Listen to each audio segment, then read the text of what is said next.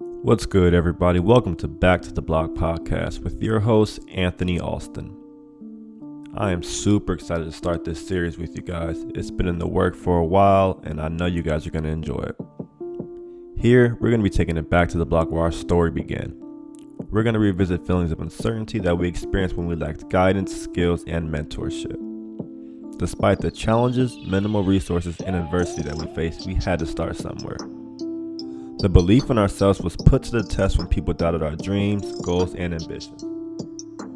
We faced constant reminders that only a small percentage of athletes make it to the top, and now it's time to tell our stories and inspire the next generation. This podcast is for us. This is our platform. Let's take it back to the block. Episode 6 is here, and this next guest had the city of LA on fire this summer. Mikey Nwabuzor has been tearing up the Drew League all summer, matching up with guys like the one and only Lebron James and Demar Derozan. And it's more than safe to say that Mikey held his own. Tune in to hear his story and the adversity that he faced on his journey from juco to becoming an overseas pro. He's one of the bounciest guards out there, and his motor mixed with his athleticism makes him a super exciting player to watch. Tune in, let's hear his story. Let's take it back to the block.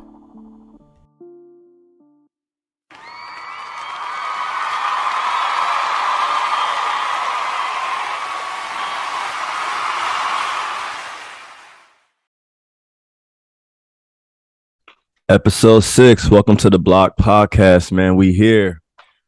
This guest right here had the block hot all summer, man. Mikey Hoops, what's the deal, Brody? My dog, what's good, and appreciate you having me, bro.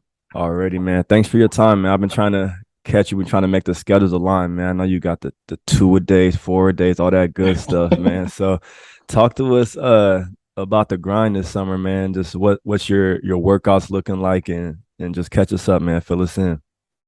Man, you know more than anybody, bro. You know the workout schedule is you doing 1, 2, sometimes 3 workouts a day, depending on how you're feeling. So For sure. I just been fine tuning my skill, really, making sure my body's strong. I've been in the weight room a lot.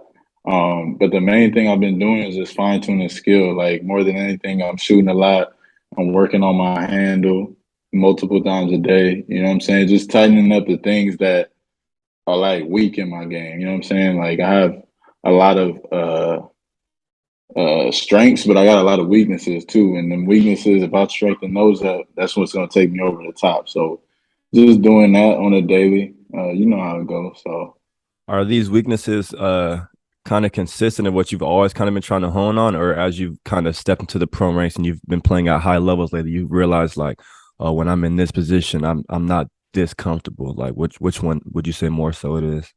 I would say like, I mean, for people that's known me for a while, I mean, you've seen me play for a while. Like Mm-hmm. I haven't always been able to shoot the ball as well as I'm shooting it right now. You know what Right. I'm saying? It's been, dude, I didn't put in hours, like summers on top of summers. You know what I'm saying? I'm not a naturally skilled basketball player, so like I got to work on my game every single day, or else it's not going to be as tight as the day it was before.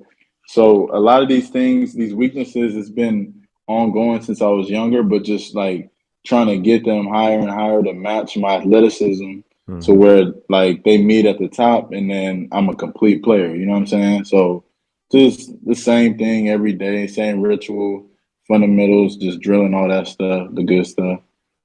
And it's funny that you say you weren't always the most skilled, because I'm kind of similar, and I consider myself like a late bloomer because I was always just like fast. Like, I'm not Facts. really bouncy like you, but I'm fast. So like I was always like good enough for like a long enough time, pretty much. And then once I finally like got hands, like actually got skilled, I'm like, oh, basketball's like fun. Like this is like a whole Yeah, it's like this is real fun. different for real. So like, Yeah. were you always bouncier? Like, what was your upbringing as far as like, because you said you kind of just got skilled. Like, when do you think you really like got skilled and figured it out? And like, when did you get bouncy? Because when people first see you, like the first thing they're obviously gonna notice, you feel me, warm up, they're gonna see high flying action, so they know the Yeah. bounce off rip. So just kind of touch on those few things real quick for me. So like you said, like the same we've had the same little thing about being fast. So we were just faster than everybody. So we didn't really have to have a crazy handle. We didn't really have to have a jumper because at the end Mm-hmm. of the day, when we were younger, we could just blow by anybody. Right. So you didn't really need a skill set. And that like it was cool, but it kind of hurt me in the long run because like I was behind. Like I didn't work on my game as much. Not by choice. I just didn't know like, oh, you need to be able to shoot the ball. You need to Right. be able to dribble. And so you know, probably it started around like when I went to JUCO. When I got to Central Arizona, my JUCO coach, Coach T, Tremaine Aaron, and then my other coach, Rich McCray, like they just honed in on like skill set. Like, yo, you got to be able to. You want to be a one because at the time I was like a combo two. Like I wasn't Okay. really a one at all. And it was like, you want to be a one, you got to be able to shoot the ball. You got to be able to dribble. You got to be able to run the show. You got to have a change of pace. You know, I was one speed, and I'm sure you had the same problem too. For I sure. just one speed. You didn't know how to change pace. So, like, around those first 2 years of JUCO, 18, 19, that's when I was like, okay, like, I got to, that's when I became obsessed with, like, locking in on a skill set. Like I talk about this all the time. Like Russ used to be my favorite player. Probably he was my favorite player from like I'll say like my junior year of high school to like I wouldn't say my favorite player, but favorite like point guard to watch and like Right. emulate because Yeah. we both had athleticism. And then when I got to like my middle of my first year at JUCO, it turned into Dame because I got obsessed with like skill, like handles, shooting the ball. Like I was obsessed with that, and I was Hmm. like, I want to have it at that level. You know what I'm saying? So I'll say like those first 2 years of JUCO, that's when I started to like, okay, you got to work on this and like really perfect it. Yeah. So And I know you're Nigerian. Is that so the bounce natural or like did you have to work on it? Like where'd you get bouncy from? oh yeah, I mean, bro, I like people look at my frame, bro. I've been like this since I was little. I was just scrawny. Like I've had shoulders, my arms been cut up since I was Uh, like six. I didn't had a six pack since I was six. Like I was just smaller. So a lot of stuff I have is natural, but the difference, and this is a lot of dudes in the league too. Like a lot of guys are natural, but the difference is like actually putting that extra work in and not relying on natural talent and actually like, okay, I have this gift. Let me make it even stronger. mm-hmm. So like for me, shout out my trainer. He was working with me since I was like 13, Brian Robinson. We used to be flipping I was like 13, 14, flipping tires. And you know what I'm saying? We called it the fit cave. We used to really get it in, like doing just like trench work. And that's when like I hit my like first strides of like really, really dunking. Like I remember one time we did like a workout at the Fit Cave, and then we had like a workout right after at Next Level, that old gym over there in Orange County, Yeah. and like I'll never forget this. Like I literally like during that workout, I hit another level of bounce like during the workout, and I could tell because I had never windmilled in my life, and I was dunking, dunking, dunking, and he was like, "Try a windmill," and I tried the first time, went off the back rim. This is on YouTube too, if you want to check it out for proof. Definitely will be tuned in. Yeah, it went off the back rim, and I tried again and flushed it, and so I just shot him out because like that was like the start of like when like my bounce went from not like natural to like just like some like low key like ignorant. You know what I'm saying? Like so shout out to my dog, man. And then the rest is just history. You just continue to work on it and take it to Yeah. new levels. So Yeah, yeah, man. Your bounce is different, man. I'm not a bouncy guy, so man. I I admire appreciate bouncy that. guards for sure, man. That's love. That's love. So, man, let's take it back to the block now, man. It's time to get to it, man. I know you're from the Bellflower area, so for the people that don't know, it's like feel me, LA, Long Beach kind of area. So, SoCal kid at heart. Yeah. So, for people that outside looking in, first thing they think of LA, SoCal basketball, obviously is Drew League. So, basketball Yeah. culture, we have one of the top or premier just hoop scenes, like we talked about the last episode. But No, Seattle's up there, the top. the top. Seattle's up there, Yeah. all right. Like there's a few It's little up there, meccas. but nothing compares to LA, bro. Let's be real. You know what Say I'm saying? less, say less. So Yeah. perfect to where I'm going with this. So it's Yeah. the top one, and it's been even more on buzz this summer because King James came and just graced us with with the Drew League came in, showed out him and Demar. Demar's a little regular, but King James came in, played. Everyone came out. It was a big game, and you had the matchup, man, none other. So your matchup, like one-on-one, was Demar, but obviously you gave Buck LeBron. He was there. You always competing and battling. So just kind of brief up on that experience. And I don't know if that's like your go to your idol, but obviously that's, you feel me, King James. So just talk about being able to lace up against the one and only LeBron James. Yeah, so first of all, like the reason I even started playing basketball was LeBron. Like I remember, like I saw his game against Mater Dei when I was really little. He was in high school. He was Mm-hmm. playing Mater Dei, and it was on ESPN. And that was like the first time I'll never forget it. Like, when you're a little kid and you just got stuff rolling on ESPN, and I watched it, and it kind of like, because basketball wasn't even my first sport. I played soccer and baseball before I played basketball. So when I saw that, it was like, dang, like he a kid, he doing this, blah blah blah. And from then, he just became my favorite player. Like I had the ultimate respect for him, for how he came into the league, dominated with all the criticism and everything, and Mm-hmm. still to this day, what he does on and off the court. So for me, like it was just a crazy experience to play against somebody that I idolized, that like I modeled my work ethic after. Like the thing I take from him most is like his longevity and how he takes care of his body.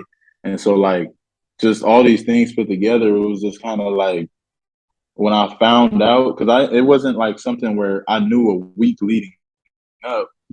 I found out literally the night before. You know what I'm saying? Wow. So it was like, it was just like the short notice, just everything added into it. It's just something you can't predict it. You can't dream of it. Like it's just, right place, right time. You know what I'm saying? So You said you can't dream of it, right place, right time. Pre-game, you, DeMar, LeBron, just in the locker room, just stretching. Like that had to be a surreal moment too. Like before you even hit the court, before the lights, the cameras, it's just you get to check them out, level them up, and just see like, oh, he doing flamingo show.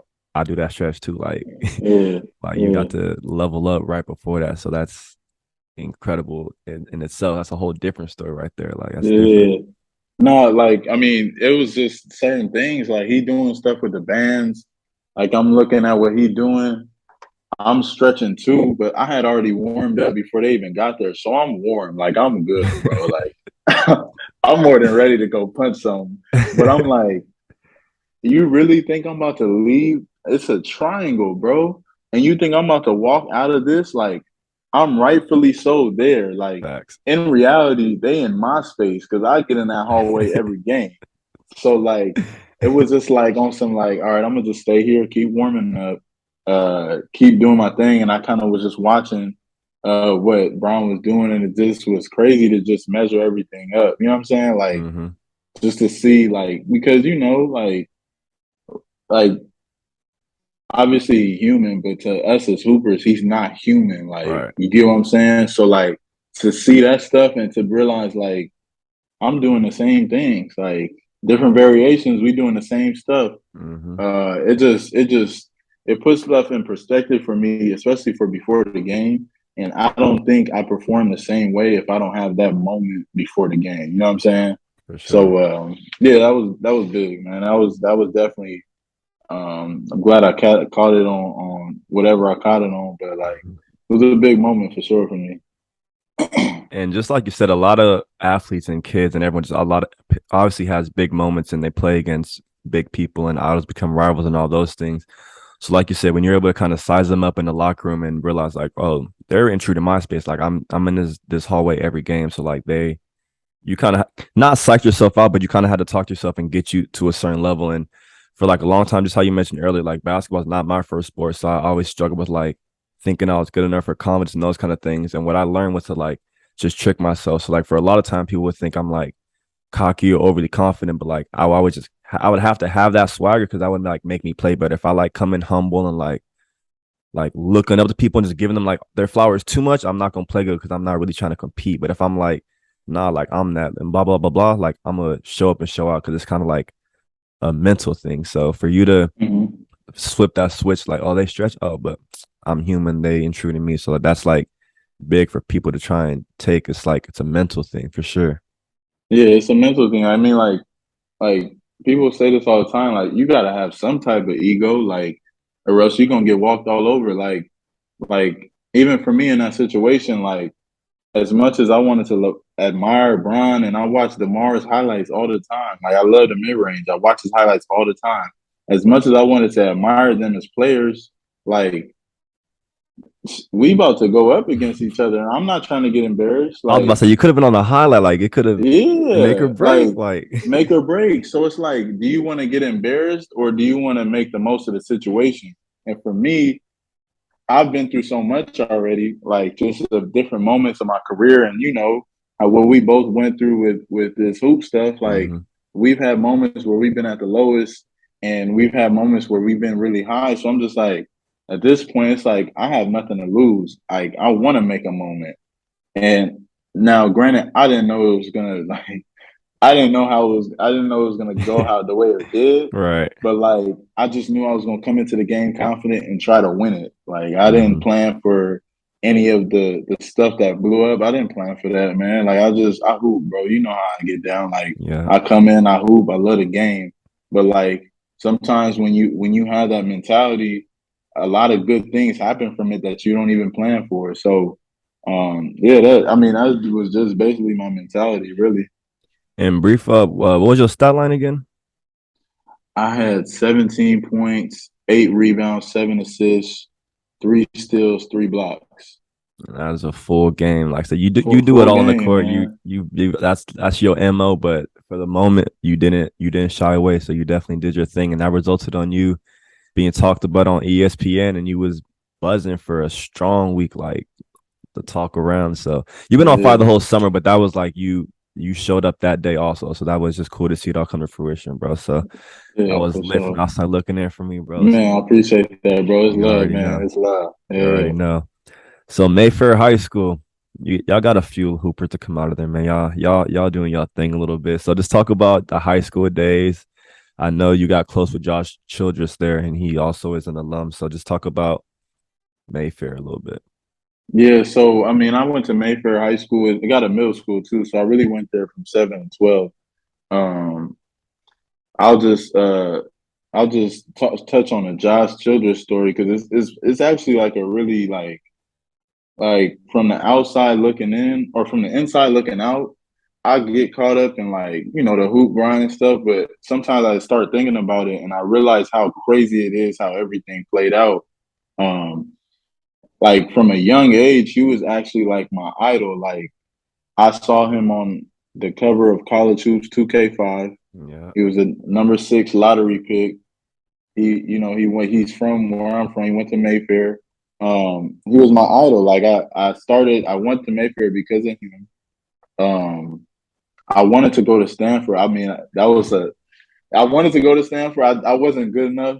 You know what I'm saying? I wasn't good enough at the time. So I obviously that was kind of like, a tricky situation. But just I wanted to follow in his footsteps. And then crazy enough, like out of everybody like that like I played with and stuff, like just based off of like my work ethic and like my attitude about and my love for the game, he kind of like took me under and started mentoring me like probably like around like the end of my junior year, going into my senior year of high school, and started teaching me how to work out, taught me how to just manage life, money, basketball early. You know what I'm saying? Just like teaching me the game, bro. Mm-hmm. Like straight up. And so like now, like I had been training like a professional since after my senior year of high school. So like it's like I've been training like I made M's for years, like because it's all I knew. That's what he Right. taught me. And so it's just crazy how it played out. Like he was my idol. I looked up to him. I went to his camps when I was younger.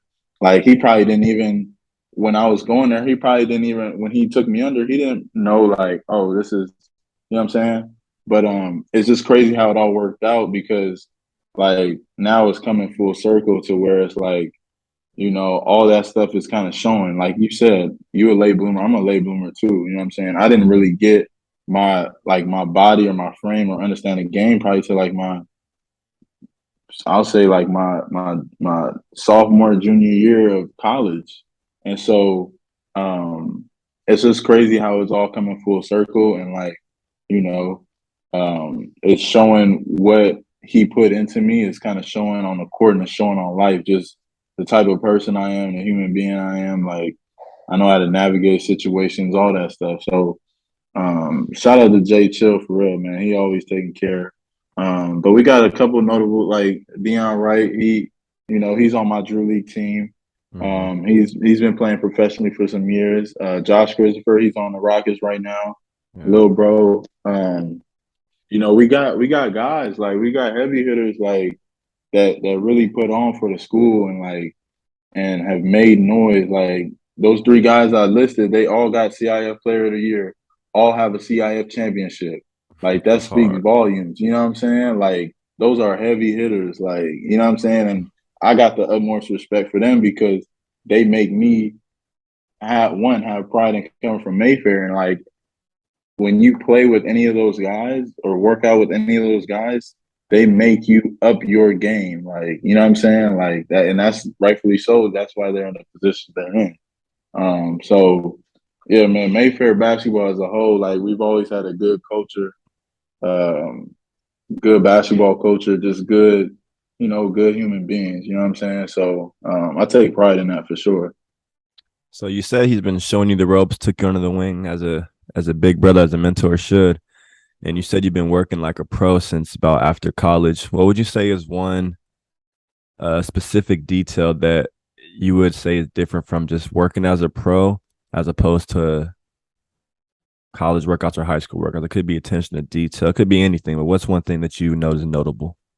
So remember, I told you like I didn't really start working on my game till I got to college. Mm-hmm. Before, like in high school, I used to think like, yeah, I get in the gym, I played some ones, we played pickup, you shoot around for a little bit. That's a good workout, regardless of how you do. That's good, Because like you're in the gym, right? Like, because you're in the gym.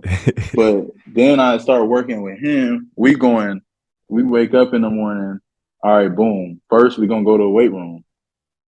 Then we're gonna go to the court, and it's a certain way that we working out. It's not like just a random. It's like specific detail. All right, we getting these shots up. We working on this. We working on that.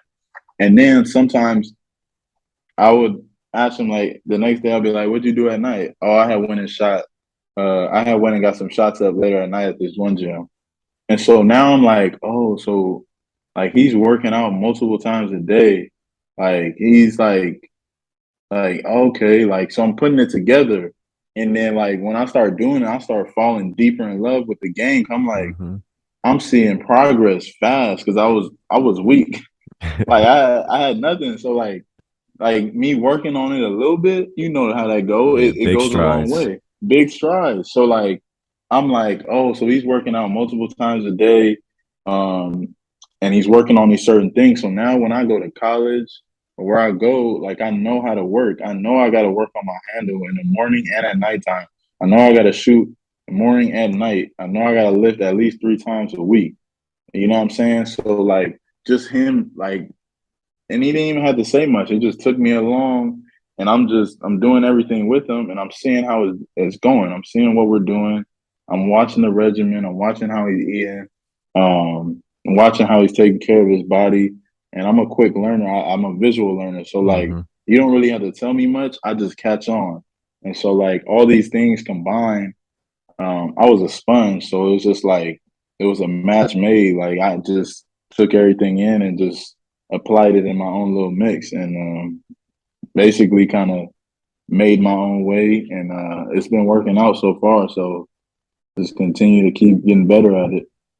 Yeah, and all the good players, like you don't gotta say much. Like you just being there, like you're good. You have like your heady. You're gonna just watch from a distance. Oh, he's doing this. I'm not even gonna say no. I'm Mm-hmm. just gonna look. Make he look. I'm act like I'm not even looking. I'm just gonna look away. Like just Mm-hmm. making Mm-hmm. mental notes. Like me, I might lift with someone one time just to see like if they go hard, just to see like how they really work outside the court. But okay, yeah, he getting it. I gotta make sure I'm on my p's and q's at all times. Right. Like he getting it in over there. So yeah, you had it early. Like you was in the right steps, but it was still on you to know to what you take want it and to to that. yeah, Yeah, exactly, exactly. like it's like I say this all the time. Like, I mean, he could like, and this is in any situation. You can like lead, like they say, you can lead him to the water, but you can't make him drink. Hmm. So like, he could have gave me the game, but if I didn't love it the way I did, or if I wasn't obsessed the way I am or was, like, it wouldn't have had the same effect.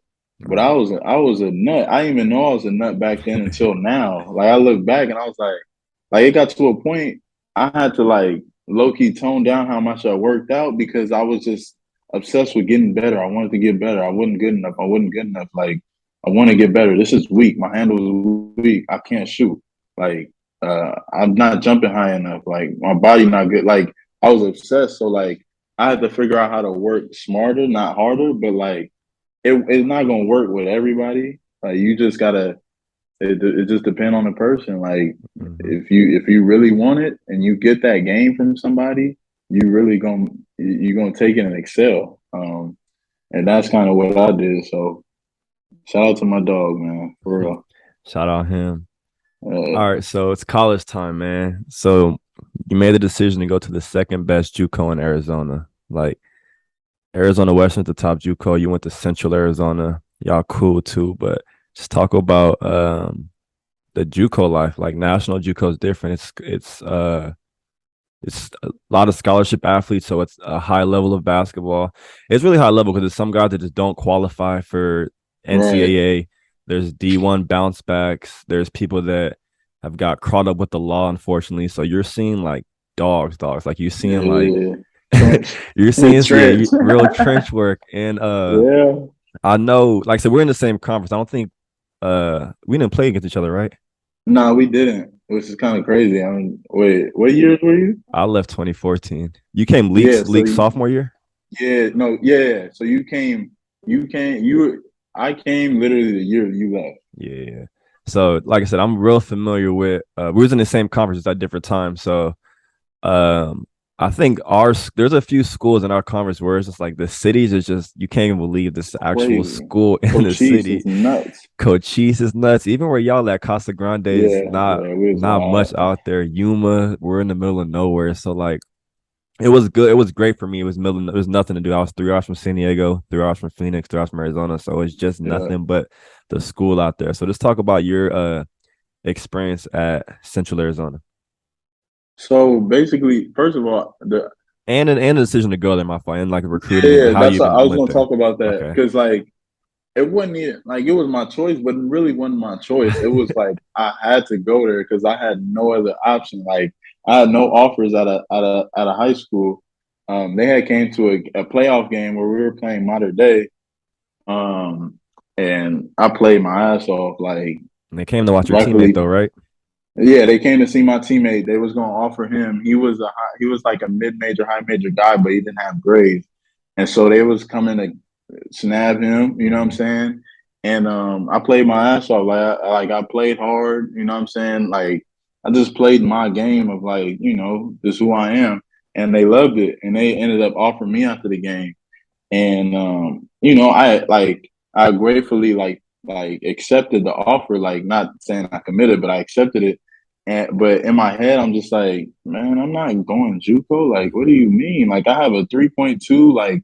I'm going to at that point in time, I thought I was going D1. I was just the offers was going to come in, Yeah. but I played that full summer as an unsigned senior. Nothing may come around. Who'd you I'm play like, with? dang.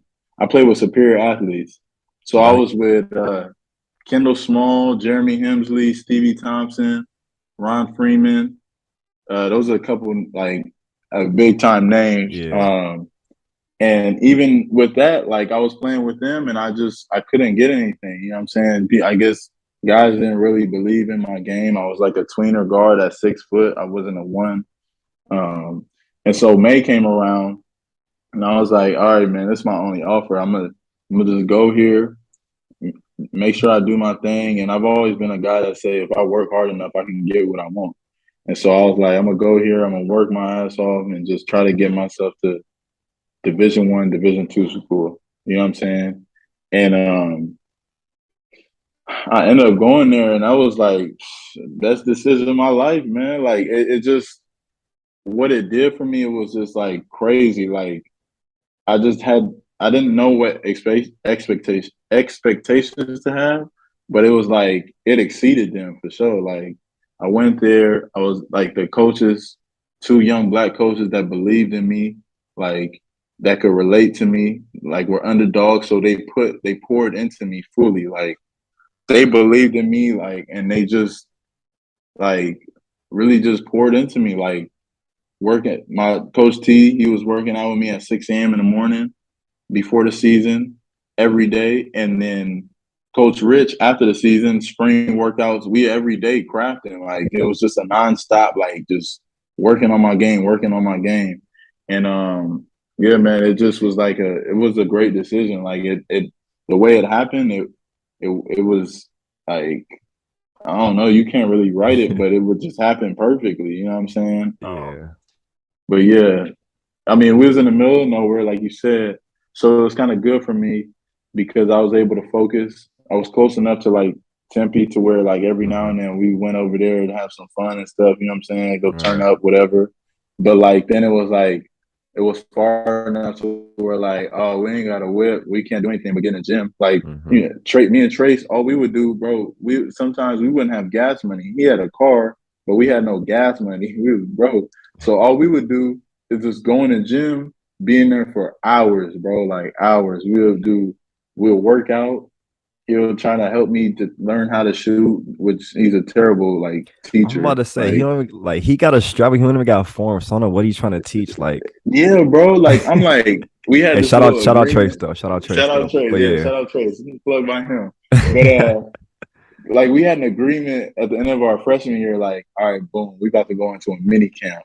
I'm gonna have you in the weight room. I'm gonna put you through the weight room stuff so you could get bigger, and you're gonna be with me in the gym and teach me how to shoot. And like both sides was terrible. We couldn't put we couldn't put no weight on him. You know how he's built. And then he ain't help my jumper at all. Like but it was just like the fact that like me and him, all we did was, bro, we was just work dog. Like we was just workaholics. Like we would be in the gym, like we would be in there. We'll like work out for like hour 30, 2 hours, and then we would be in there for another 2 hours, just like doing trick shots, recording trick shots, like just being in the gym. Though, like we Mm-hmm. had no other option. So, man, I love Central Arizona though. I had so much fun over there. Like that was the most fun I had playing basketball of all colleges that I went to. So yeah, man, Central Arizona, shout out to them for real. Yeah, that conference produces great guards and just great basketball players in its sense. Before you got there, my freshman year, Central's team, bro, y'all were crazy good. Like, And Dre, was it yes, yes. was it with Dre? Dre Matthews? Yeah. First of all, Yeah. he's one of the best guards I've even faced. Like we talk about how we fast, bro. He He's like quick. He not crazy. even like he's probably fast, but he's just so quick, bro. Like Quick twitch, like just yeah, yeah, he was different for sure. He he was was a different. tough I seen a guard. lot of tape with him. Bro, you A probably lot seen of this tape with play. him. We was playing at y'all house, and I think it was the conference championship game. And obviously he couldn't shoot, so I'm going under all the screens. So I went under the Mm-hmm. screen from the middle, and he just like did an NBA cross back. He basically rejected the screen, and when I went to like recover to go back, I look back, he already in the air, bro. Like he just In the NBA air. cross, one dribble, tried to punch my 7 footer, bro. Like I'm like damn, like Yeah. that's when I knew it was different. I'm like, I was a freshman. I'm like, oh yeah, I need to, I need Yeah, to get right. you gotta up some shit. Yeah, yeah. So I'm Dre like, was next year I gotta come something. I gotta be able to do something. Like, yeah, like Dre, like that was like one of their pitches. It was like Dre and it was like Leak, like of just how they were recruiting me. Like, yo, we hmm can, we can like you're like a hybrid in between both of them. Like you have the ability because you're bigger, like to be able to be kind of like Leak, and right, then you have the quickness and athleticism to be like Dre. And I was watching both of their games and like Leak, shout out Leak too. Like Leak, yeah. man, he taught me how to work too. Like just working out with him. Like I played in the backcourt with him my freshman year as a sophomore, and I was just watching him in awe. Like the stuff he would do in games, I'm just like dang, like I want to be able to shoot like that. Like I want to be able to have that composure. hmm Like he really like I watching him. gave me a lot of game on how to be a point guard. He was literally a floor general. You know what I'm saying? Like Facts. there was never you'll never see a time we were in the games and he was out of composure. Like he always had the same calm type of manner. The only time he turned up is really when he busting somebody's ass and he's talking shit. Like Yeah. that's the only time you really see him on some. Other than that, like calm face, everything. So like just seeing them, like it made me want to go there even more. Cause I was like, dang, I Mhm. could be like something of that breed. You know what I'm saying? Yeah, I just seen Leak like last weekend in the Bay, and we was chopping it up, and I was telling him, because I'm the hoop junkie. Like I said, I was never the greatest, so I just looked up to a bunch of people. So at Yeah, the time, I was the same way. Same way. this when your year's finals was popping. So I'm like, bro, I was watching you. Yeah, Like I've been knew who. You feel me? I've been seeing you, bro. So like that was crazy that yeah, everything just kind of yeah, came back man. around. Yeah. So after Central, you pop out in Texas for a little bit, and then you finish at New Mexico Highlands. So let's talk about the university life and that quick decision. You don't have to go into too much detail because I want to go in more on the pro life and just how all hmm that has transpired. So just talk about what happened at the university level. So after Central, my 2 years at Central, I had some options out of JUCO. I had a couple D2s and I had a couple D1s. And so I ended up committing to Northern Colorado, but the coach got fired. So when he got fired, like I mean, that voided kind of like my scholarship there. Yeah. So I was back on the chopping block, and it was May, so it was getting tight. Like when you got that pressure, like you want to sign. I wanted to be signed before I got home. Like I had all this whole thing in my head of like I want Mm-hmm. to be signed when I get home. Everybody like Facts. I don't know, you know how it go. And Yeah, for so like sure. I rushed like if anybody's watching this and they younger, I completely don't ever rush that situation, regardless of the situation. Like I rushed into it. I got offered. I sent University of Texas Rio Grande Valley. Um, they offered me, and I took the offer right away because it was May. It was a Division One. I didn't do any research. Like I looked up the coach and the history of the school, but Right. I didn't do like the research on who's coming in, who's there. Like I just was like, it was D1. This is what I've been waiting for. Boom. I signed it before I even took a visit. Wow.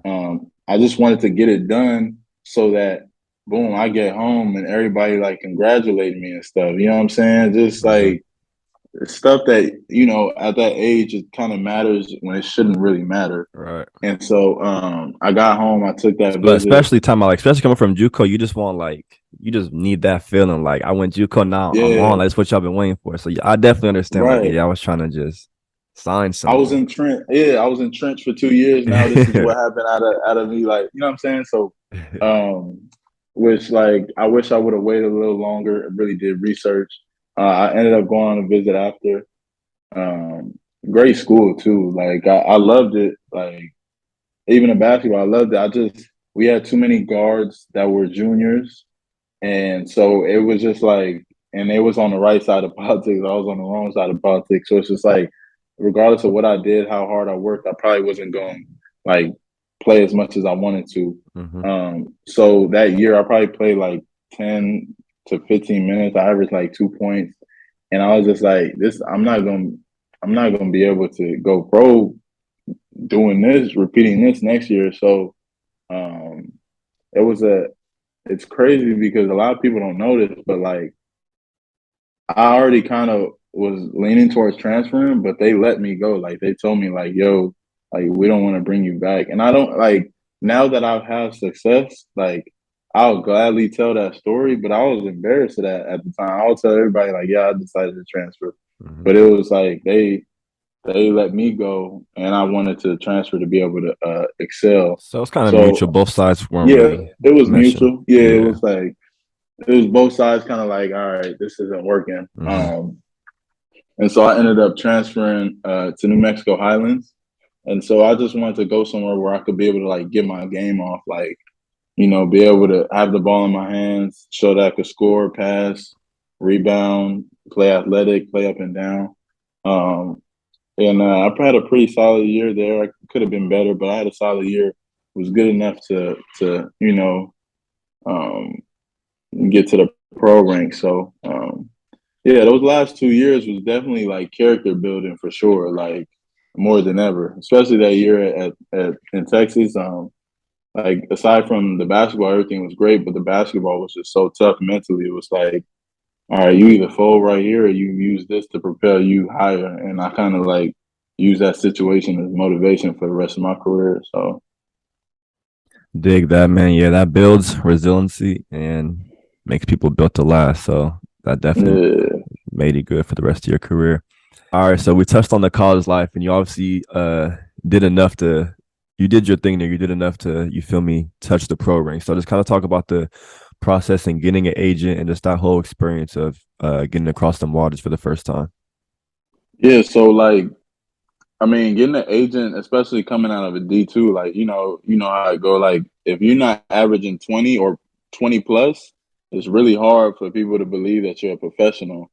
And so starting out after I graduated, I didn't really have anybody that was really vouching for me to like as an agent from an agent perspective. Mm-hmm. I had to do the Eurobasket Summer League camp, and then finally, probably like in June, uh, there was a agent. He was just starting his agency. It was called Powerside Agency.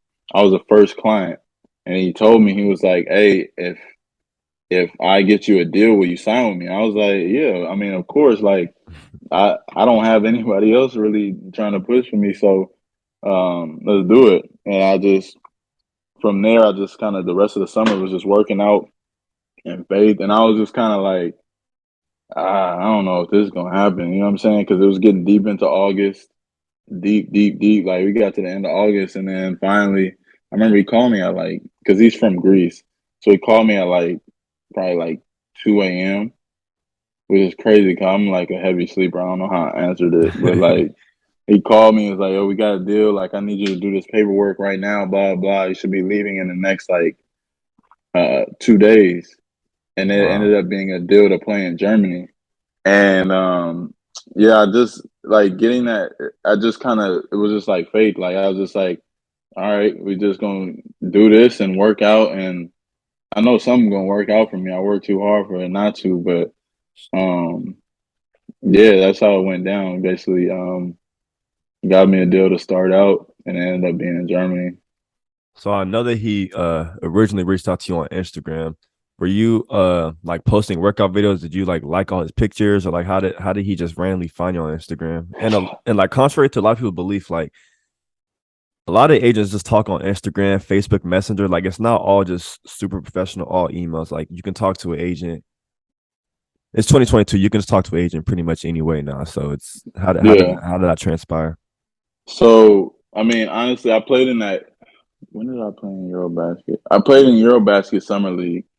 Oh, I played in Eurobasket Summer League. So I mean, I feel like my name was kind of circulating a little bit, Okay. but like it was literally a random day. He hit me on IG, just DM me like, "Yo, like, so what's up?" Boom. He was like, "Yo, I'm starting my agency. I want you to be my first player. How would you feel about signing to the agency if I get you a contract? When I Mm-hmm. get you a contract?" And I put like at the time, I definitely like was like posting a lot of my workout stuff because I mean like man, that's what I do, and IG is like your life. So I was just like, man, like this is what it is. You know what I'm saying?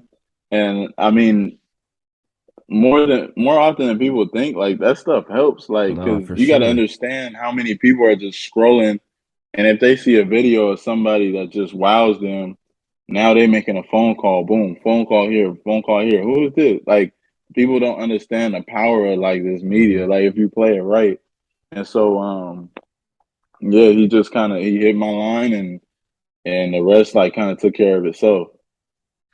Took care of itself, just like you said. Your first year you played in Germany, you averaged 22 points, 8 rebounds, 6 assists, and 2 steals. You won your team a cup, you led the league in scoring, and you finished third place overall as a team. So you finished great, but it didn't start so great. I don't know how you didn't learn this as a kid, but never put your shoes under the plane, bro. So Yo. tell us why your game shoes, your hoop shoes need to go on the plane. They need to go in your hand. They need to go with you everywhere you go. So just talk about the beginning of Germany a little bit.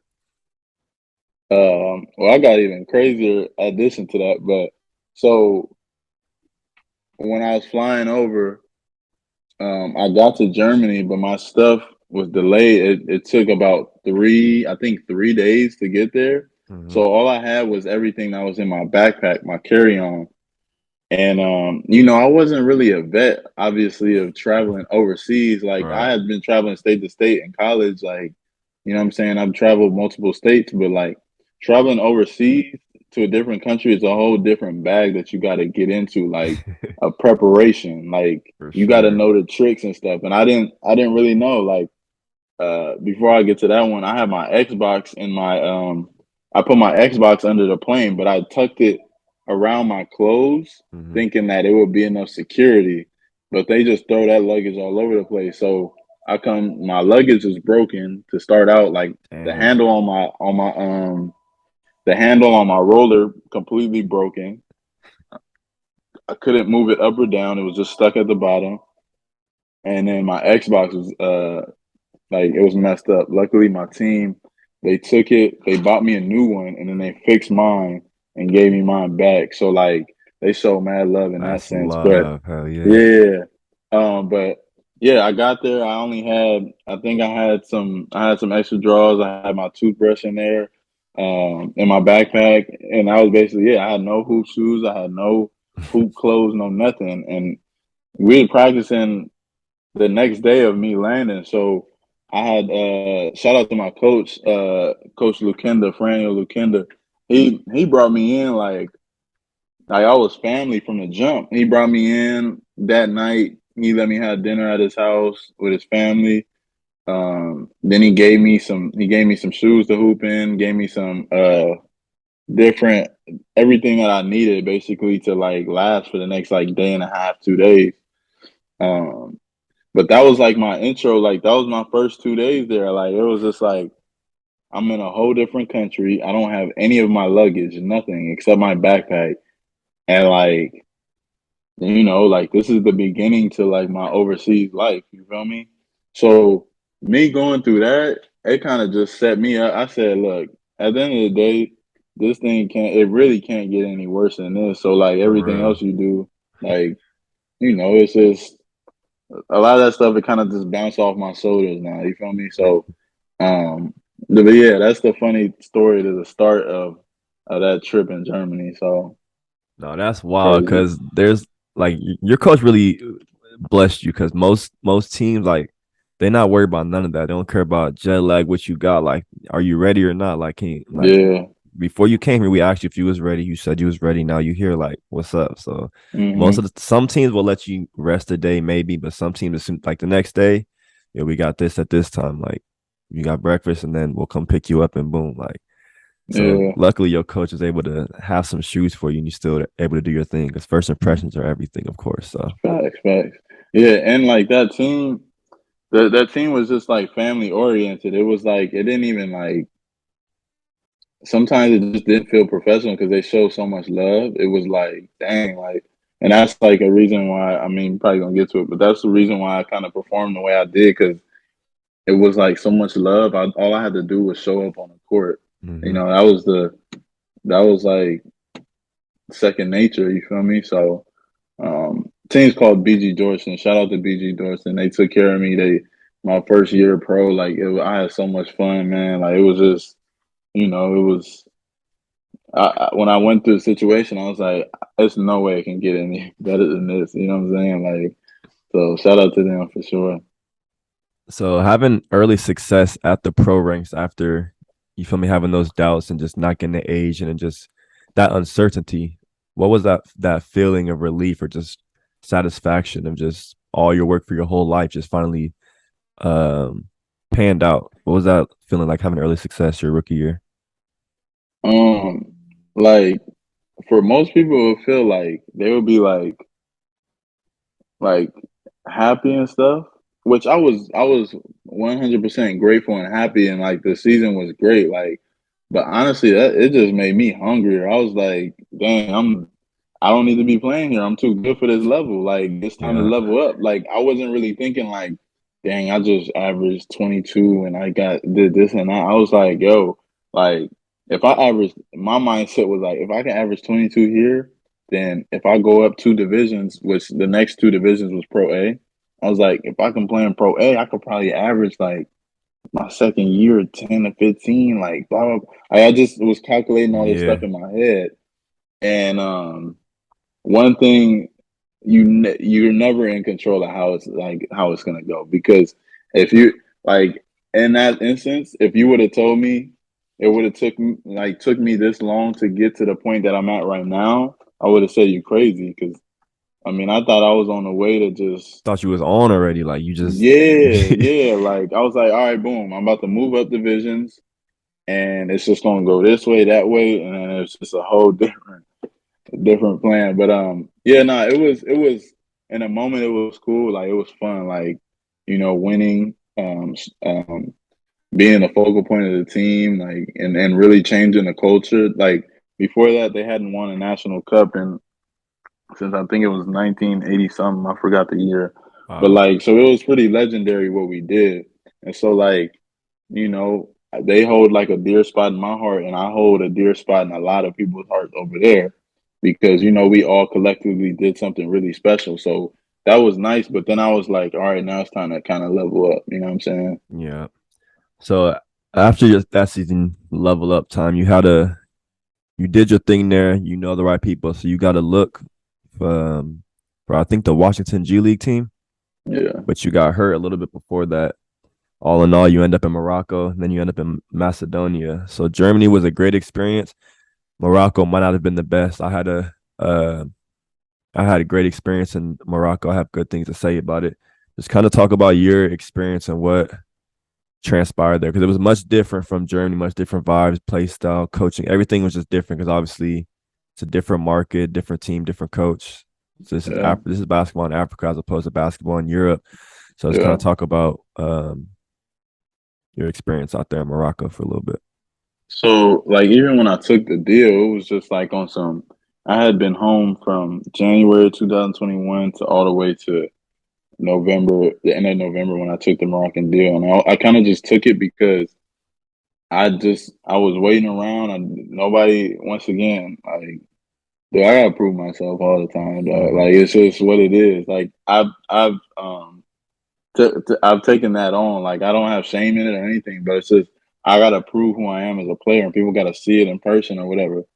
And so I didn't get anything until November, and that was that Moroccan deal. So I just took it. Like I did some research on it, but I was like, yo, I just gotta play. I gotta get film for these coaches so they can know that I'm still healthy, I'm still in shape, blah blah Mm-hmm. blah.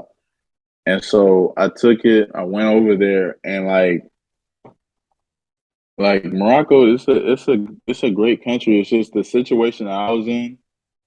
It just wasn't for me. Like the living, like the court that they had, like the level of basketball. Just wasn't like I was to the point where I was like, and it was I say all this humbly because it's actual facts. Like I'm realistic, but it was like I would rather be at home working out, working on my game than be here playing with them, because it's not really doing anything for me. This film isn't going to be credible anywhere. Mm-hmm. Like it's not going to give me another job. Like if anything, it's going to be like, why are you playing in this league? Like or this playing on this team? Matter of fact, because the league is actually pretty solid. It was the team. Right. Um, and so yeah, I played one game, and then I had something in Macedonia in the works from before the season started. They just didn't sign me to start the season out.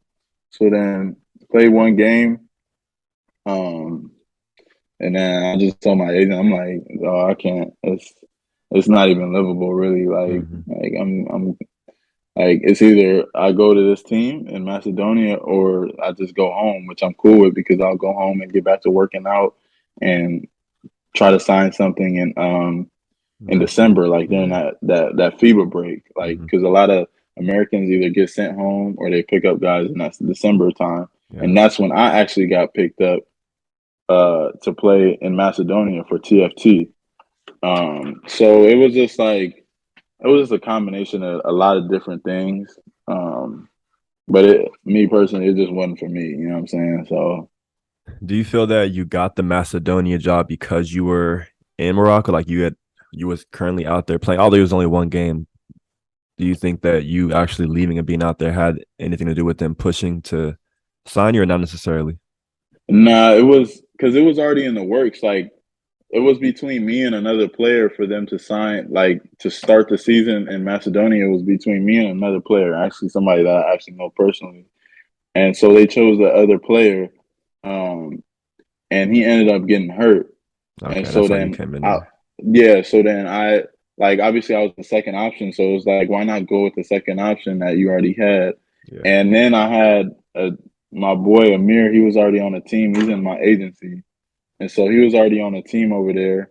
And so my agent and my coach already kind of had a relationship. So it was just kind of like a understanding. Like I would come over and help out in certain ways that they needed. Um, so it wasn't it. It didn't really have to do anything with me being in Morocco. It was just like the situation. You know what I'm saying? What did you learn from playing in Macedonia this year? Jeez.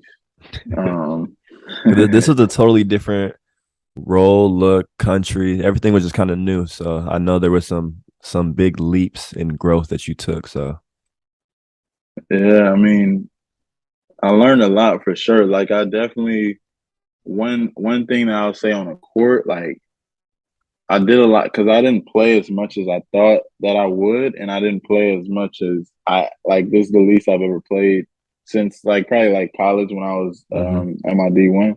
So, but I was older. I'm older now, so I'm able to like really like learn things. Like I'm a sponge, so like I was just learning from different people. Like I wasn't playing that much, so I was kind of just learning from how different players played, whether it was Macedonians, whether it was Americans, and I was like taking stuff from everybody's game, like taking different things, like mental notes, um, how to play in the pick and roll, how to do this, do that, like.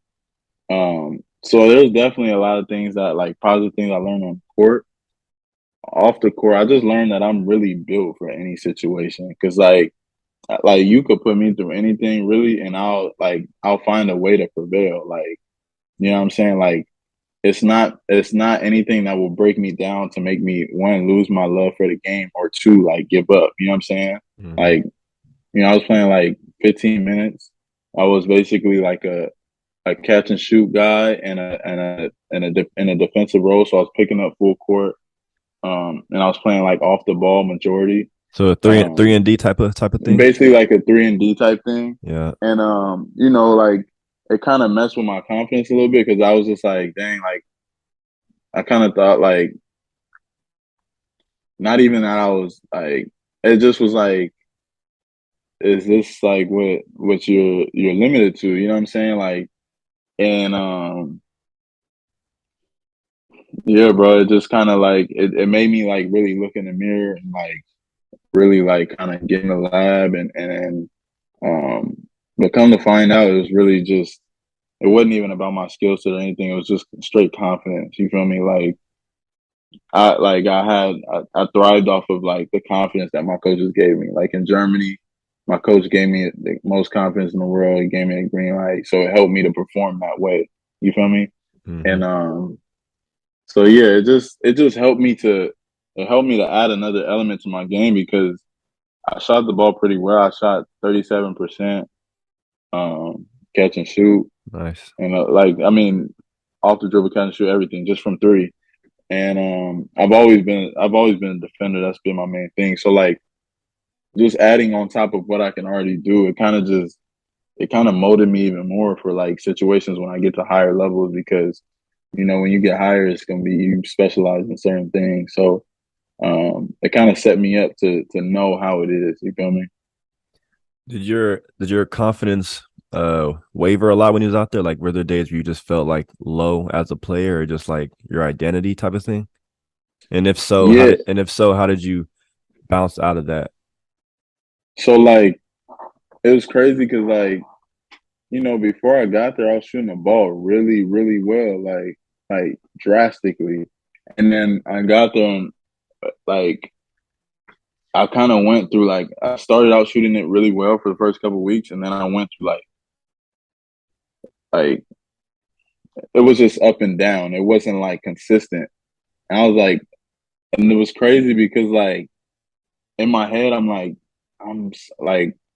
I want to prove to them like I'm such a better shooter than I'm even shooting. I'm not even shooting it that bad, but I'm a way better shooter than that. Yeah. But it's like it was a confidence thing. Like it was just like I'm in this role, and it's like I'm limited in this role, and then I'm limited in my head. So it was just like a mesh of like different things. Um, but I definitely had to look myself in the mirror a couple times. Like people don't even know. Like I was just like, is this what like you know what I'm saying? Is this what it is? Like from the outside looking in, it looked good and stuff. It looked like all right, like having like a great season. But I mean, Hmm. we had a solid season as a team, but individually, I just knew I was capable of a lot more. You know what I'm saying? Yeah. Um, so I just learned a lot from it. Like um, I learned that in basketball, confidence is literally like you could like not work out and be more confident in somebody, and that will low key take over. You know what I'm No, saying? definitely. Yeah. So like that was one thing that I was just kind of like, okay, like this is like a big part of the game. You know what I'm saying? Hmm. So before we wrap this up, man, I want to say thank you for your time, bro. Listening to your story and talking to you, inspirational, bro. Like I like Yes, the sir. mindset and just how you keep fighting resiliency and just watching the growth in all aspects of your game has been dope since I've met you, bro. So salute on That's that, bro. love, bro. That's what I do it for, man. I do it for the next one to try to inspire somebody that's going through the same story as me. You know what I'm saying? So it's good to hear that for sure. Yeah, and that's how we're gonna wrap it up. So as a late bloomer in basketball not being your first sport, just kind of talk about or just kind of talk to the next generation of young kids on just chasing your dreams, going to get her. Just any advice you want to give to you feel me the next step. The biggest thing that that I can take from like even just sitting right now and see like you literally have to understand who to listen to and who not to listen to because a lot of people can kill your dreams as early as like 16, 17 years old. And if I would have, there's certain people that if I would have listened to them and what they had to say about my game at that time, I would have never got to this point.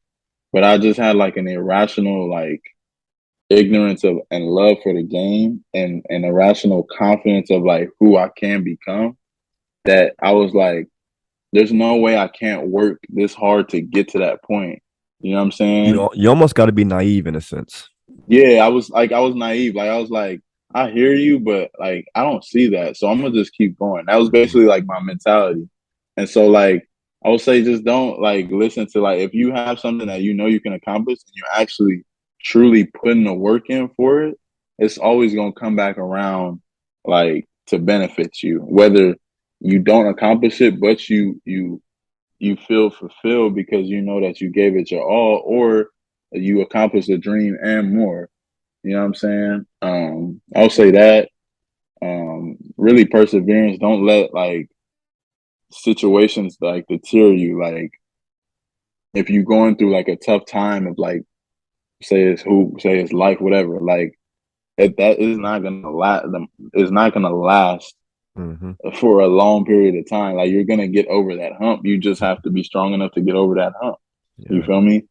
Um, so those two things, like just being strong willed, working, like just working on your game or work whatever you're doing. Like it don't even gotta be about basketball, but just like on your craft of what you're doing in life, like you can't cheat it. You know what I'm saying? You can't. Like at the end of the day, like people that know me, they know I didn't get to this point by chance. Like people used to tell me, bro, you work out too much. Like why are you working out 2, 3 times a day? And it's just like I had so much that I had to catch up on from a young age. So that's really what I was doing. But to the innocent mind, they don't understand that. So Hmm. like just continue to work on your craft and just like you said, be naive to the naysayers and just kind of keep going. Man, and that advice can work in all aspects of life. That's not just for hoopers. So Yeah. go get it. Don't take no for answer and just stay Stay persistent, man. That's a wrap for Back to the Block, man. Make sure you share. Give us a 5-star. You can stream us on Apple Podcasts, Amazon Music, Google Podcasts, and Spotify. That's a wrap, man. We out. Thanks again, Mike. Yes, sir.